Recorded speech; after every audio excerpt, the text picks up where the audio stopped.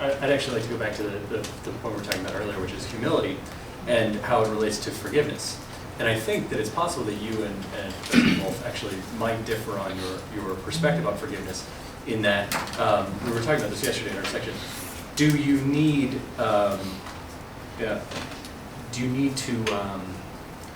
have an apology offered to grant forgiveness, or can you grant forgiveness without someone being willing to sort of say, oh, I've committed an act that I need to ask for forgiveness for? I mean, it's part of, I think I would say that the true forgiveness is not a kind of bargain in the end. I'm prepared to forgive you because you now have said you're really sorry for being so bad. So I'll forgive you.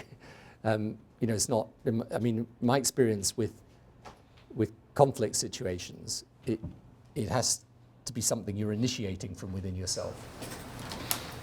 So not forgiveness as such, then, because it's not, saying I'm going to forgive you.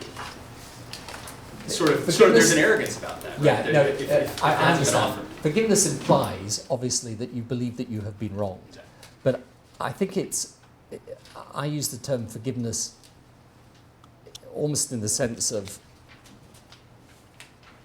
putting to one side what has happened. Letting the past be there. I mean, what Miroslav was saying a moment ago on the perpetrator, the willingness to recognise. I mean, I think that's all bound in with it as well. And we can try and divide up these different emotions. I think they add together. A sense of humility, a sense of forgiveness, a sense that you're prepared to acknowledge you too may have done wrong. Actually, one of the most interesting moments in the Northern Ireland process was when I said to these were Republicans, about the Reverend Paisley. Why don't you just trust him? And look to trust him.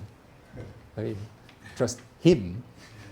But actually, that was part in the end of what got it through. Now, I think all of those emotions have to be linked in to that.